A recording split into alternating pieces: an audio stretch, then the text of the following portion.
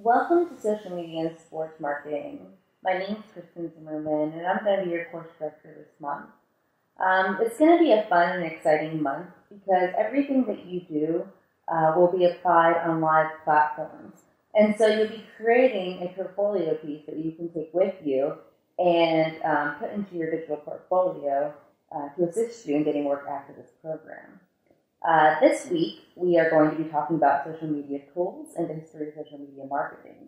We're going to be talking about the foundation of social media and how do you set up a brand and what you need to do before you can start getting an audience, putting content out there, creating campaigns, measuring your results, because it takes a strong foundation for you to move forward and for you to be successful in social media marketing. So with that said, again, welcome to Social Media Marketing 3561 online. Again, I'm your course director, Kristen Zimmerman. Here's my contact information. I say no text messages just because it is a Google Voice number and I don't always get them. You also have 2 points of contact. You have on Twitter, you have my personal Twitter, which is @KristenNovine, and then you have the class Twitter, which is @social_playbook, which is the brand that I've created for this class as an example brand. A little bit about me. You can see here some of the places that I've worked before. I started off in television and film, working in commercials and TV shows and some smaller films. I worked in North Carolina and then in Los Angeles, where I worked in production and in casting. When I came back to the East Coast, I worked in many different industries, in marketing and in graphic design, which led me to also working for a social network before coming here to Full Sail. Social media wasn't around when I was in college, but it's something that developed while I was early on in my career and that I followed and that I found value in, and I learned how to use social media to enhance the companies that I worked for. All right, so first we're just going to start off before we get into the content with some class policies. First is assignments. We now have a new look on the episode platform. So it's important that you download all instructions and assets in order to make sure that you have all the materials you need. And please read through every single detail and every assignment and discussion board. This class is very detail-oriented, and I provide assets to assist you with that. However, you need to pay attention to detail, and this is a good lesson to learn because in the industry, there will be a lot of details, and you can't just skip by them. People will expect you to make sure that you hit every single thing that they ask for. So please go through the checklist and make sure that you hit all the details. Also, making sure that you turn in all assignments prior to the deadlines. And if you are retaking this class, all work must be original, meaning that you cannot redo the same brand, you can't turn in something else you've already done, whether it be a discussion board or an assignment, and you must rewatch all the materials and reread them as well. And if it's not the first time, just know that everything must be original, from your brand ideas to anything content you're putting out there, and if you're using other sources, you must cite them. Your first and last name must be on all assignments, and there are formatting instructions. When you work for another company, they're going to have naming conventions for all their files, and so I want you guys to get used to doing this. And so I've given you naming conventions for how I want you to submit your files in certain formats. You will get actually even points for doing that within your assignments. And then I ask for certain assignments to be turned in certain formats. So if it asks for a PDF, make sure you convert your files into a PDF or turn it into a doc or Excel or whatever the requested format is. Again, turn in everything prior to the deadline. And I only accept assignments 3 days after the deadline, and they do come with a penalty. The first day is a 10-point penalty. The second day is a 15-point penalty. And the third day is a 20-point penalty. After that, there are no exceptions at all. If you are looking for an exception due to extenuating circumstances, it must be requested prior to the deadline. And I don't mean at 11:59 p.m. prior to the deadline. It must be requested in advance. And it's something that maybe because you needed help and you've reached out to me for help and we've been working together on this, and so I've granted you an extension. It's not because you needed to go out at night and have fun. So make sure that you contact me, and communication is key, especially in social media, and I expect the same thing between you guys and myself. Okay. So let's jump in. What is social media? What is the difference between social media and all these other forms of communication? As you guys can see here, the definition says, social media is the medium in which people and businesses independently and transparently collect and contribute information such as text, photos, videos, and audio using internet tools and platforms. And I'm going to add something else in here as well. It's two-way communication, meaning I can put a message out there and someone can reply back to me, because the hat should have this open dialogue of communication. You should also be, and I highlighted these words, independent and transparent. I should be able to be on an airplane, at my house, at work, no matter where I am, on my phone, and be able to use social media. I shouldn't be stuck at a desk in an office to do it. It's something that you can get to anywhere, which makes it very important in the sports field, because you're going to be at sporting events, you're going to be at games, and you're going to be this insider fan. And so you want to be able to be independent of your location. Also, transparency. For a while back, in the past decades, you've seen where the business has secluded themselves from the customer, and there's just this wall built up. Well, now with the new generation, they want to be part of everything that's going out there in the market, and they want it to be based off of their needs and their desires. So companies are becoming very transparent in what they're putting out there, and they're making the consumer part of the process. And so those are two key words that you want to remember when dealing with social media. So this week for your discussion board, you're going to look at how is social media different from legacy media. This is your traditional media, your billboards, your print ads. If you go into a restaurant, just looking at table toppers or menus or whatever type of advertisement you see, signs, broadcast television over the airwaves, radio broadcast over the airwaves as well. And this is all communication that's put out there, but the consumer has no way to react. So it's a brand putting something out there, but they cannot react back. And then you have digital media. This can be, digital form of media, from the internet, to ads on the internet, to even digital billboards, digital TV. And it's put over, digital media, but it doesn't necessarily mean two-way communication. It could just be one-way communication. So you need to make that differentiation. And then you have mobile media, which sometimes can incorporate two-way communication, but it's all done on mobile devices, and it's set up for mobile platforms as well. So you're going to look at how these different forms of media impact your choices as a consumer. And I want you to think outside the box, because many people say, I'm not impacted by legacy media. But think of every time you see something, like I said, even at a restaurant when you're looking at the menu and they say 2 for 1 special. Is that impacting you more, or is getting a text alert about something, about coupons maybe from Target affecting you more? How do they impact your choices as a consumer? Or is it going on Facebook and seeing an ad within your newsfeed or on the side that's targeted towards you? So think more in that direction. Okay, so a brief history of social media. Most of you guys have been around for the existence of social media, or at least the existence that most people are aware of. I'm going to start in 1994 with GeoCities. They were a site that was acquired by Yahoo, and they connected people based off of their location. So it really had the beginning fundamentals and ideas of, people should want to connect based off where they live, and so they can have a community. It wasn't like your Facebook or anything, though. You had a profile, and so it had a connection, but it wasn't as easy to connect in a way. And then you had in 1995 the launch of Classmates.com. And this connected people after they graduated, so people would keep in touch. It was kind of like an early Facebook, except for their business model required you to pay to gain premium information about your classmates or student information. For a basic account, you get maybe a little bit of information, but their model, again, was a paid model. And GeoCities also had a premium paid model as well.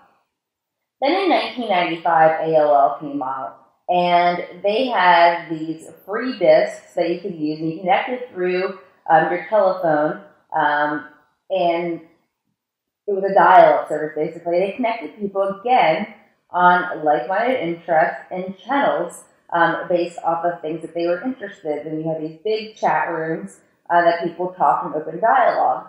And this was, again, before they had instant messenger. And so, again, it's a whole like-minded interest, connecting people who necessarily didn't know each other. But at this point, no one really felt comfortable with the internet and putting their identity out there. People hid behind screen names. And, the idea of feeling a little bit more comfortable with putting themselves out there, but not completely. Again, it was a paid platform unless you got these free discs, and everyone needs to collect these as much as possible so that they get free hours of AOL.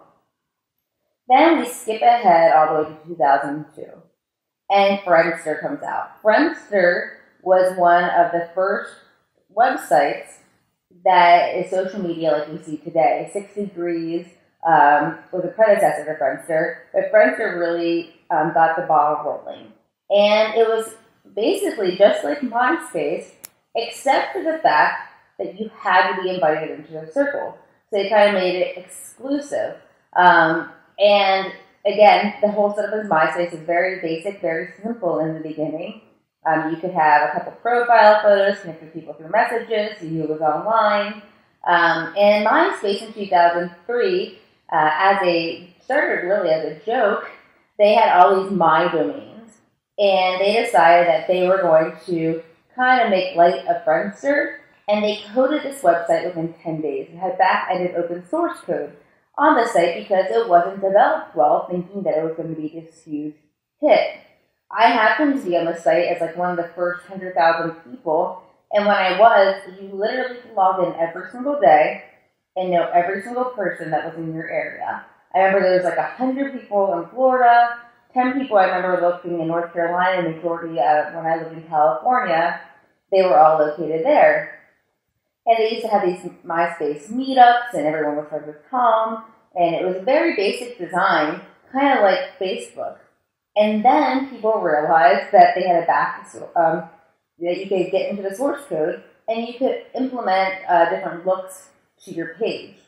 It started off basic, but then people would add large picture files and large music files because you had all these people who didn't know how to do doing coding and using these different resource tools in order to do it. And it was a place where people started feeling comfortable putting their identity out on social media. People connected with people they knew, who they didn't know. Bands were using it to promote themselves. Movies were using it as a form of promotion. And there was a lot of ads and a lot of graphics on the page, which was a little bit overwhelming to many people. Then, at the same time as MySpace was rising, Facebook swooped in, and that was in 2004, and they started a community where it was only certain colleges that could connect with them. And then they expanded to additional colleges, and you had to have an .edu email address to be on Facebook.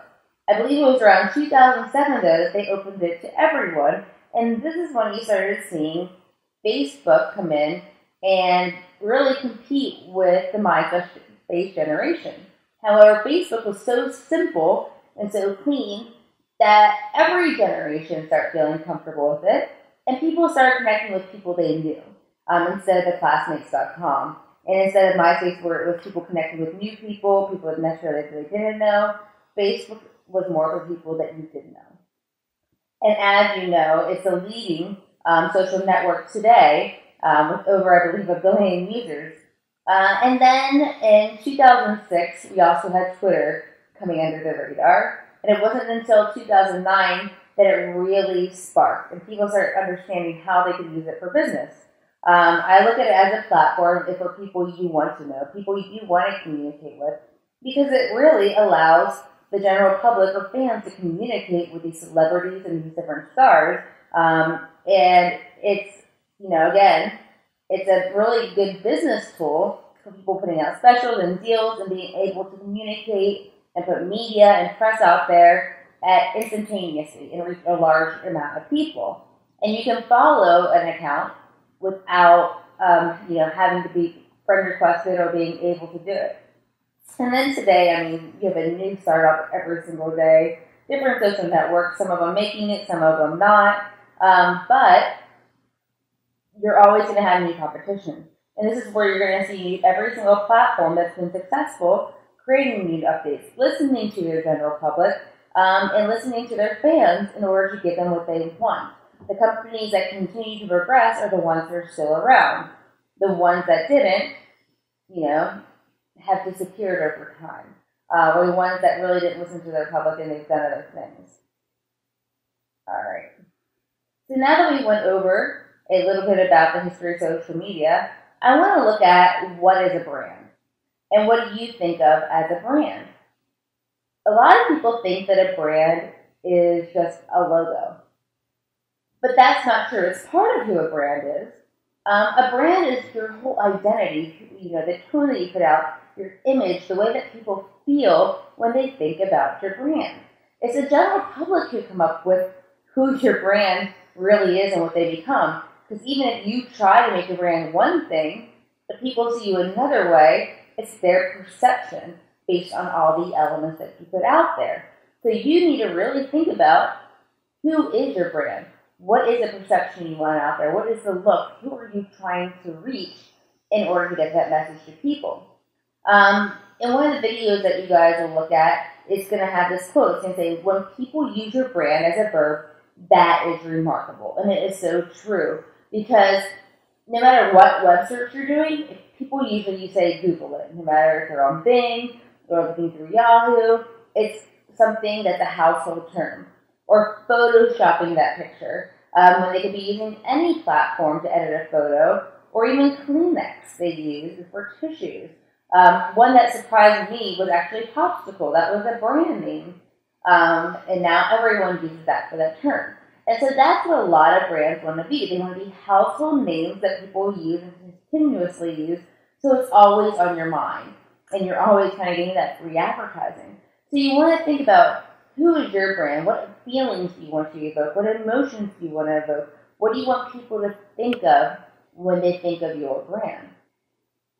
So think about what brands make you. What are the things that people think of when they see you?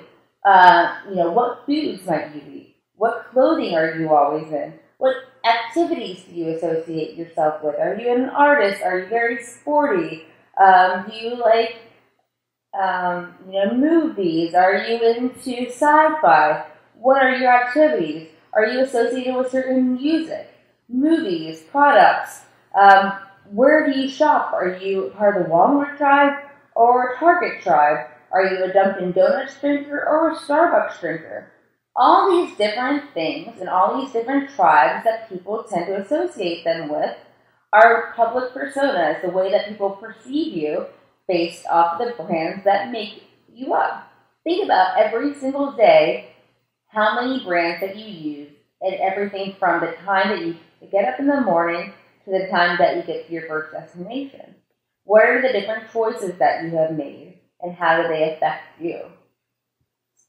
All right, so in this class, you're going to be thinking about the brand that you want to create, whether it's a brand about yourself, whether it's a certain blog that talks about a certain topic. And in the Digo class group, you'll see a bunch of different brands that previous students have selected.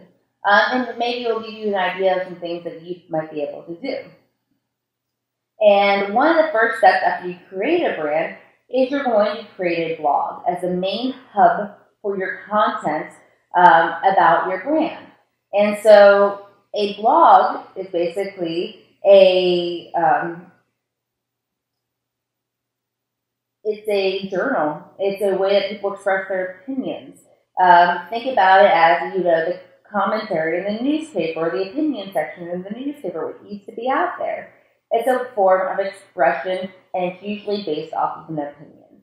And it gives personal insight and personal value instead of usually subjective type opinions. Those are more of, things you'll see on news sites where a blog has a little bit more personal connection. And a lot of companies use it to connect with their audience.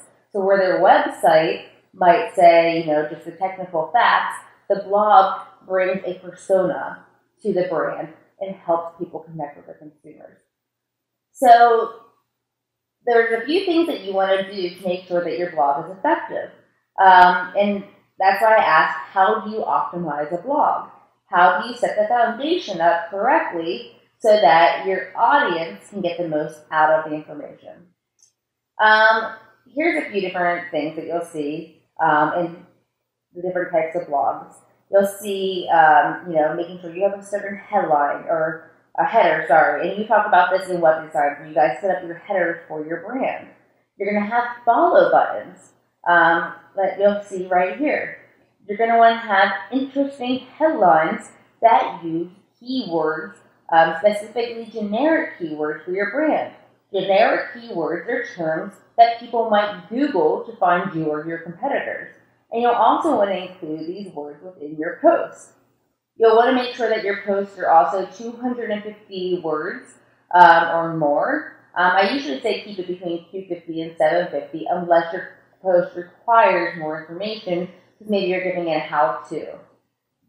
Additionally, you're going to want to make sure that you have share buttons, as you will see right here. This allows people to share your content when they're done. Because if you do not have these buttons, it's very likely that even if someone wants to share an article, they're going to get distracted and they're going to move on and forget to share it on different social platforms. So these are follow buttons. Again, they allow people to follow your brand. And these are share buttons, the ones that allow people to share your content. So here again, customize it. So like this headline, make sure that you're not just using generic text, that you're using your brand image up here. You're using this space as a visual billboard for your brand.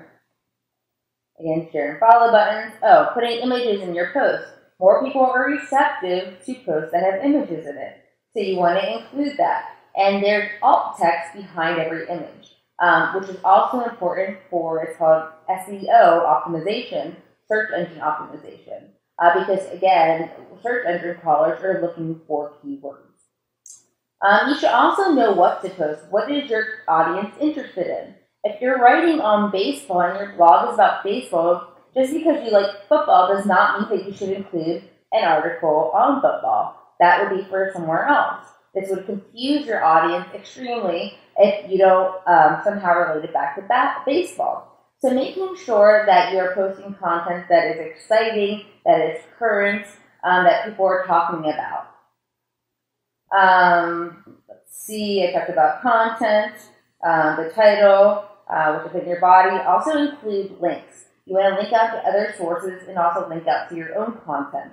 If your blog is, just a part of your brand and you have a website, you're going to want to create links back to your website. And you'll see like these live links right here where people use important words or something that people want to learn more about. You would click here. If you're mentioning a different article, you might make that word live text and link out to other sources because it gives you credibility. You can also link to another article you've written within your blog as well. Knowing when to post and how often to post is also important. 11 o'clock a.m. on Mondays is when most readers read blog posts. So, of course, you want to get your content out prior to that. And if you're have an event on Sunday night, you're going to put, a post out Sunday night, and then you're going to follow up by sharing that on social platforms, maybe Sunday night, and then again on Monday morning, so that people go ahead and read your content in the beginning of the week. You also need to know the medium on which you're writing. If you're writing a news blog, you should have current content out there every single day, multiple times a day, because there's so many different events that are happening and so many things to report. However, if you're maybe writing a marketing blog, having a post 3 times a week would be possibly okay. So you all need to look at what is the medium that you're writing on because of what people are going to expect. However, you still want to create current content constantly because if you have nothing new, there's no reason for people to come back. And you want to be consistent with that content. If you put posts out every single Monday, well, there should be a post out that Monday if it's on a certain topic. That way people know to come back every single Monday. You can get loyal followers. Tracking as well. You're going to learn how to put Google Analytics into your blog. And this helps you track information so that you can see what time of day people are reading your content, what links are clicking on, what type of posts they're clicking on, which ones fare better, and learn a little bit more insight about your audience and their behaviors and how they interact with your assets. Okay, so just to give you a quick blogger overview, once you sign up for your accounts, you're going to have a dashboard that looks like this, and it's going to list all your blogs that you own. And to create a new post, you would click on this. To view your blog as a user would view it, you would click on this. And to look at all your different blog posts that you've written, you would click on this area. And this would give you Blogger Analytics, not Google Analytics, Blogger Analytics. When you create a new post, you're going to come to a screen that looks similar to this. And you're going to have two options right here, Compose and HTML.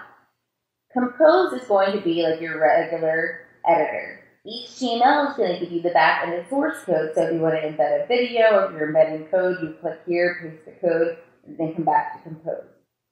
The rest of these elements are pretty generalized. You have your fonts, your size, your bold, italicized, underline, strike through, your font color, your highlight color. This is how you create links, hot links on different words, embed images. You can embed video display, but if you're using YouTube, I really suggest taking the code they give you and embedding it through your HTML. This is a page break, formatting, different types of bullets, quotes, and ABC set. If you hit publish, it's going to publish it live. If you schedule it to post at a later date and time, you would select your later date and time, and you would still hit publish. If you just hit save, it's going to save it as a draft. And even though it's scheduled, it's not going to send it out because it's only a draft. Preview is what you can select to see what it's going to look like, and then close obviously will close it. Labels work the same way as tags, and it categorizes your content. So if you have a fashion blog and you're writing on handbags, fashion trends, accessories, you might want to use the same label under each topic that you're writing on so that people can find things on that topic.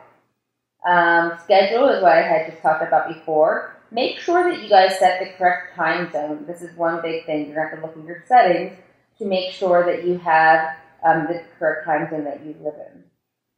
Custom permalink.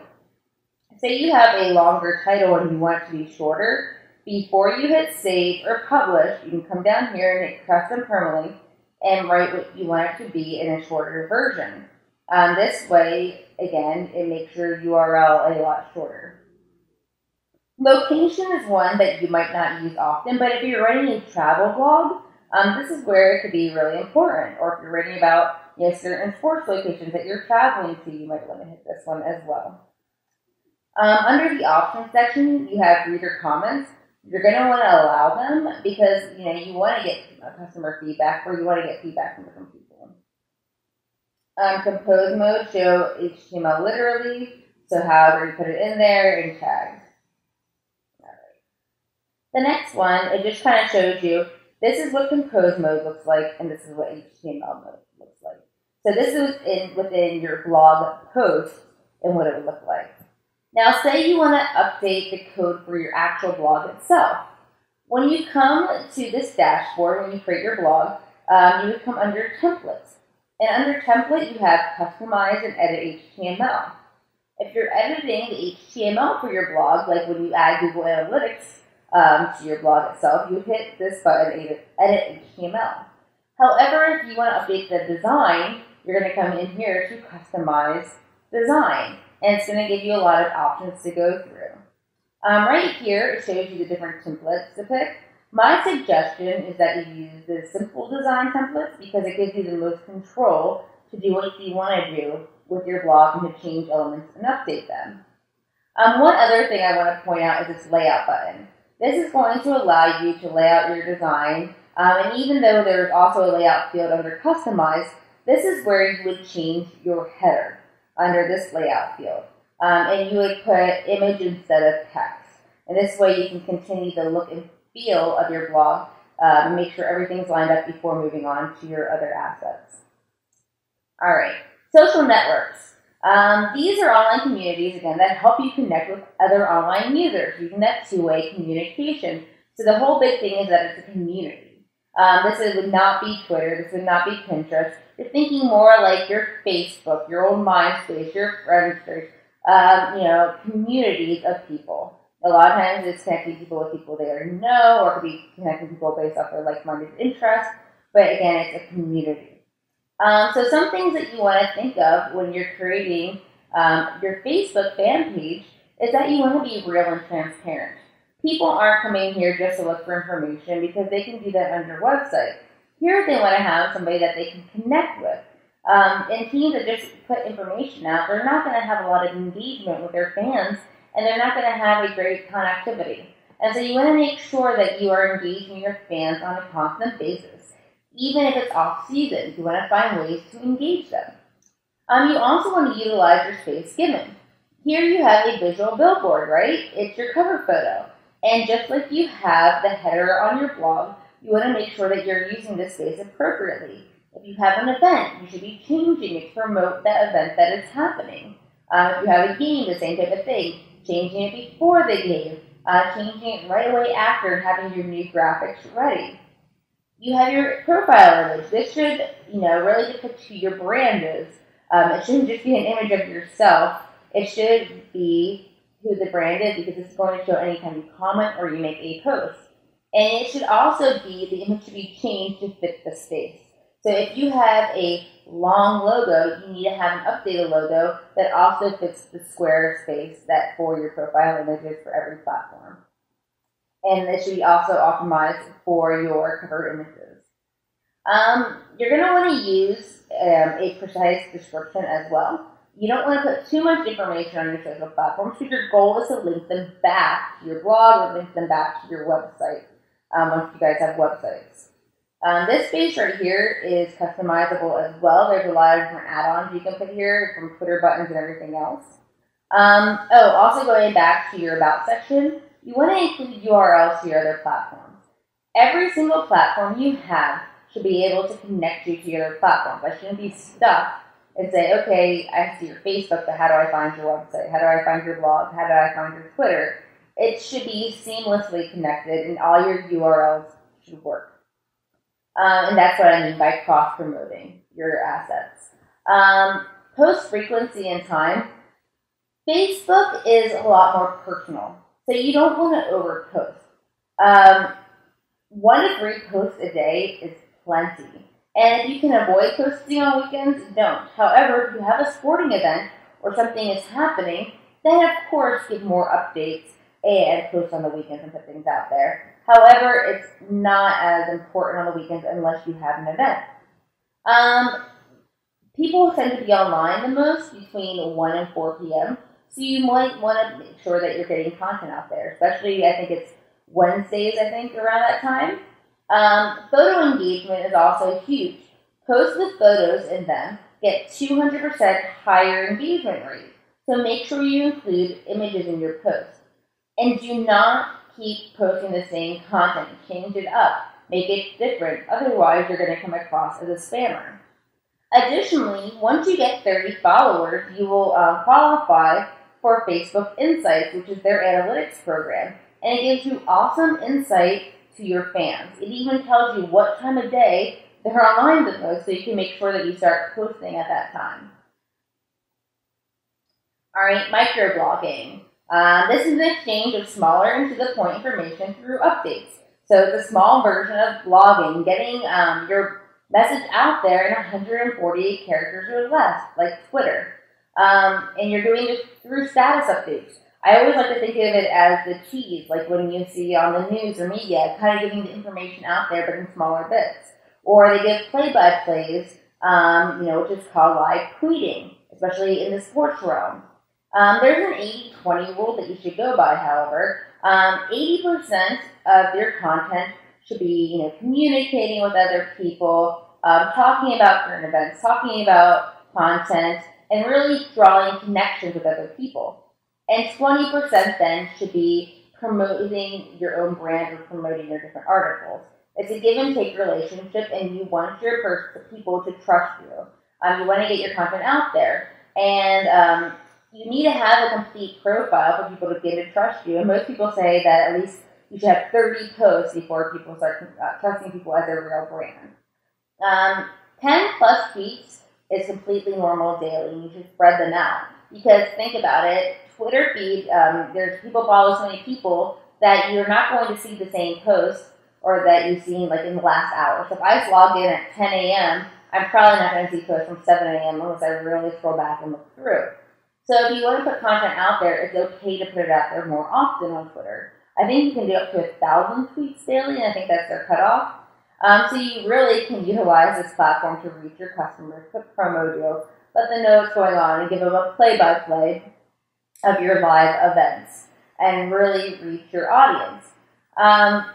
With that said, too, you do not want to put the same tweet out over and over again. Maybe using the same one at night and then again in the morning is okay, but make sure you alter the content.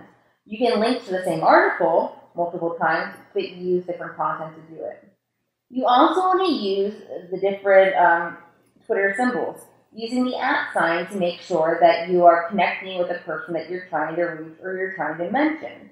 However, if you put that in the very beginning of your post and don't put a space or a dot in front of it, it's only going to send the message directly to that person's feed, and it's not really going to show on everyone else's main feed. They can see it if they get to your page, but it's not going to send it to them. So you want to make sure that you can maybe put a character before that. The hashtag connects people who are also writing about a topic or looking for different things on that topic.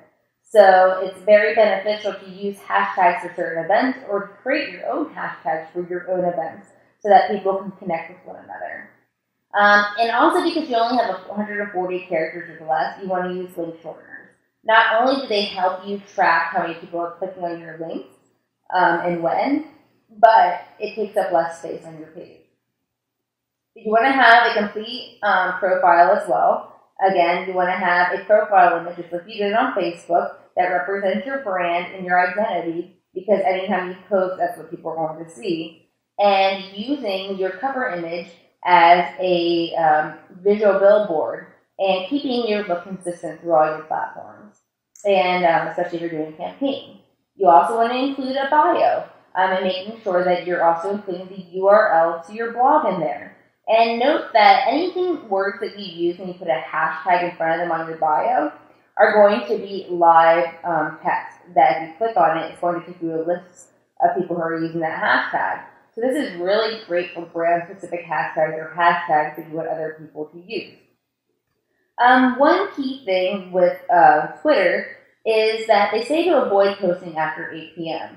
The reason being is that the number of people using Twitter tends to come down. However, there is a cool catch that people actually are more engaged who are posting later. I think it's because they have less distractions, but your audience will be smaller. And as you learn your own audience and when they're online, you'll be able to gauge it for yourself.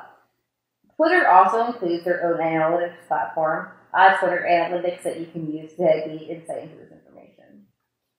All right, the next platform is social photo sharing.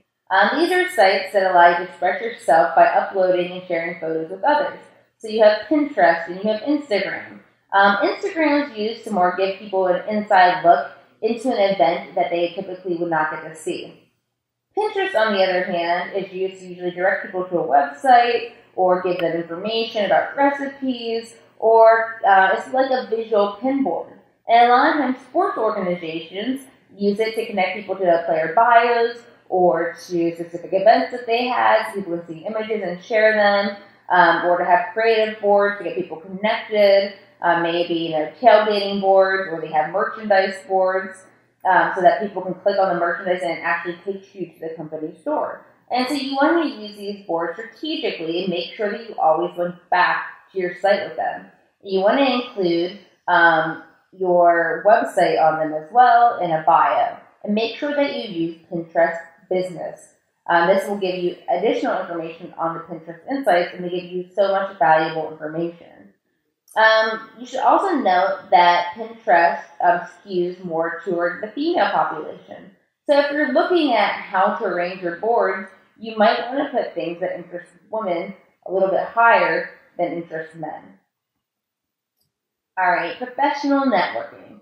These are sites that you guys should all be on by now. And if you haven't been on them, you will get on them this week in this class, because they allow you to connect with other business professionals in your field, other fields, because you never know who you're going to meet and when you're going to be working for a different organization. And if you guys haven't started networking on these, start now. Get involved in groups, join local organizations, attend events, and really get networking. If you know you want to work for a certain company, look for people who work in that department for that company and connect with them. Ask them questions, because you never know who will be able to refer you for a position later. Make sure your profiles are also complete and that they're spelled correctly, because it is your visual resume. Your professional photo you should have, a professional headline, not something that just says school sales student.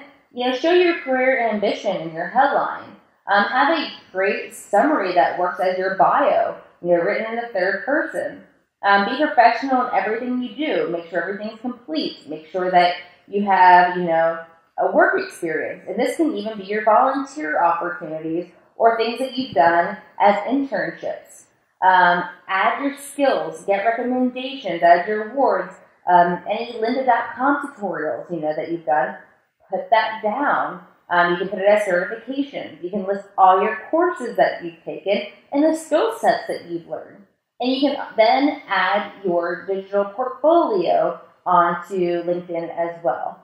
And use these keywords, connect with people, and make sure that you're doing this to start really getting the ball rolling, because you have a year or less left once you take this course until you're out into the job field. All right. Bookmarking and news sites. These are sites that allow you to bookmark and post web pages to share them with others. So it's a great source for putting your content out there into the internet for other people to read. And they work kind of on a karma system.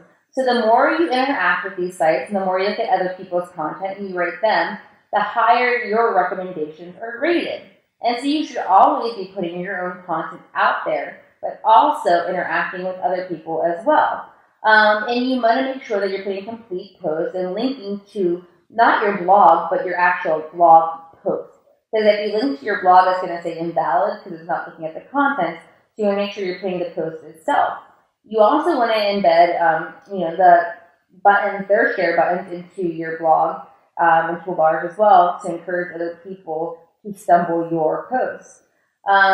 Make sure that you're using keywords and when you're using meaningful and interesting content. And it usually pulls images from your blog posts that you're putting out there. So you'll want to make sure that your blog posts actually have images. One thing I did not mention earlier when we were talking about blog posts, use paragraphs. I don't want to see just a whole big block of content.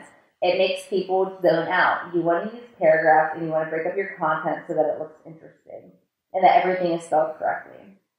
All right. Social dashboards. So you have all these different sites that I just talked about. It can be so overwhelming on how you're going to manage them. So a social dashboard allows you to manage all your sites in one place. It also allows people who have a team of people to manage the content in one place so that you don't overlap content, overlap posts, or that somebody can assign content to different people and send it to them to review before posting out live. Because the last thing you want to do as a business owner is turn all your content over to interns and let them post without it being reviewed, because this is the voice of your company. And it reaches people like that. It's like, in seconds, if you make a mistake, someone's already copied it, someone has a screenshot, and it's going to go out there, especially if you're a big company. So you want to be responsible with how you're getting your content out there. These posts allow you to also schedule posts so that you don't have to be there. So say you are in another class and you have to get your social media campaign out there. Well, you have to be paying attention to your class, but your post has to go out at the same time. You can pre-schedule your posts to go out while you're doing something else, and so that it will send it out for you. So these are really valuable tools and assets because they really assist you in getting your campaign content out. Metrics. These are all sites that allow you to monitor your social impact and your influence. Google Analytics is an amazing platform that's going to help you analyze information on your blog or your websites. They're all sites that you have control of the HTML so that you can take code and embed it into them. This is not going to work Google Analytics for things like your Facebook or your Twitter or your Pinterest. That's why these other platforms have come up with their own analytical platforms or their own analytical tools to give you data. Some tools that do measure your social influence, specifically in these sites, are Clout, Cred, and then you also have paid tools like Simply Measured that takes all of this information and puts it onto one platform. We get into analytics more in week 4, but you really want to go ahead and set up your account, especially your Google Analytics, so that it's starting to collect data. So you can see how your data changes from the beginning of when you set up your brand to during your campaign to after your campaign. And it gives you more insight to figure out how to make changes within your brand and your organization over time. All right, so that's the content that we're going to review this week because it's really what you're going to be implementing in your week 1 assignment. All right, so in week 1, you're going to be setting up your brand. You're going to identify at first, who your brand is. What is your topic that you're going to be talking about? And these should all be topics that you're really familiar with. Something that you know that you can write on. And they have to be real brands. You can't make up a brand or pretend you have this company you don't have. It can even be about a certain topic, or you can have your own radio show, or podcast online. So think about who your brand is and then come up with a bunch of different brand names that you think might be suitable. And brand usernames. These are the shortened URL names that will be attached to all the social platforms. Because this URL name has to be consistent and match your brand, and it has to be consistent on all your platforms. To make sure that it's consistent, you're going to check the brand name availability on gnome.com before you go ahead and reserve them. You also want to make sure that you're not including characters that have no relevance to your brand.